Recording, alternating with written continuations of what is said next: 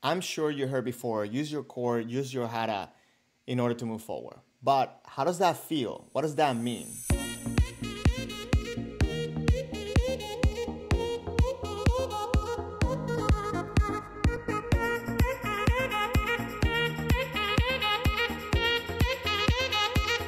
Welcome to a brand new Kendo Tips video. My name is Jose. I'm a Yondan in Kendo. If you're new here, please consider subscribing to this channel if you like Kendo videos, you want to know more about Kendo. And also, if you have any questions Kendo related, or you want to just watch Kendo together, on Sundays, 3:30 p.m., I do a live streams through Twitch and here on YouTube. So you can join me there and we can watch videos, talk Kendo, and I can answer any questions you may have for me. Today, I wanted to mention the core, and I wanted to talk about the core specifically because I think it's essential for our movement.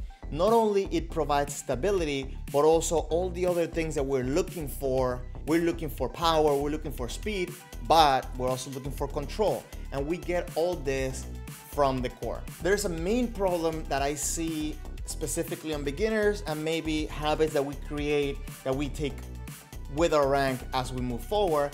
It's a little bit of a drag from the upper body or the lower body. One reason that can be causing it is the engagement of the core. And it kind of looks like a little bit like this. And of course, I'm purposely exaggerating the motion, but I want you to understand just the idea of it. So there's a little bit of a disconnect from the upper body and the lower body. So maybe the upper body starting the motion by, dipping forward, and then the lower body drags, or the lower body starts pushing forward and then the upper body kind of stays behind because of that disconnect. So we need to make that connection to make it more control and ultimately be able to put more power and move all together with kick and tai chi. I previously made a video that you can go watch right over here that it talks about the core engagement exercises and things you can do to start working out those muscles. But let me show you a little bit of a rehabilitation exercise that I got in order to learn which muscles are being engaged at the same time. So I changed because it was a little bit difficult to see the details that I wanted to show. Also, I needed to get an extra light in order to make sure that you can see better.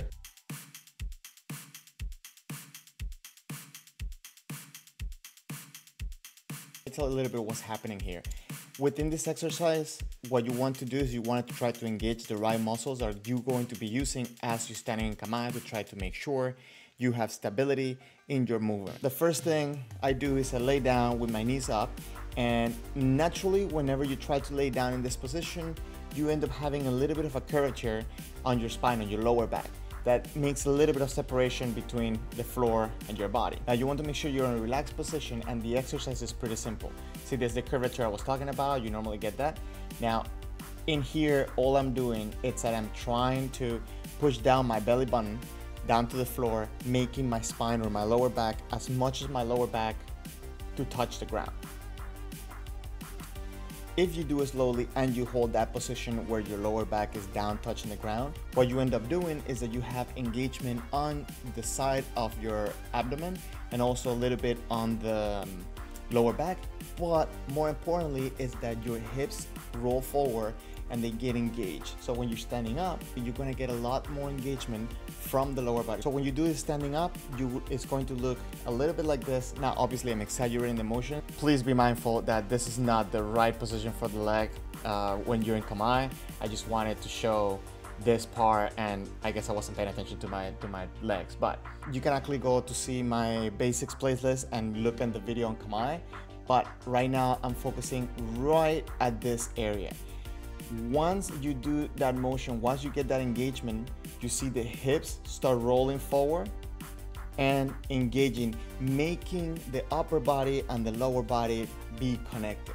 You want to make sure you create this connection because it's going to allow you to move forward, backwards without any delay or any lag between the upper and the lower body. You move in unison. So it's going to help your kick and tai chi, definitely going to help your power and your speed and your control.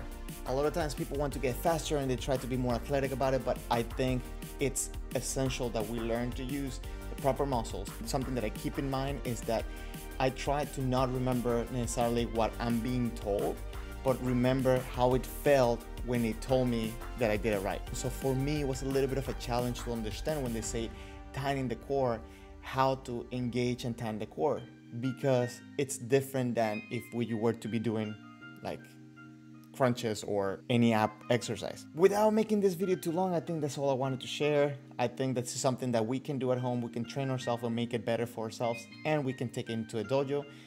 I hope you enjoyed it. I hope you found it useful. If you did, please share this with somebody.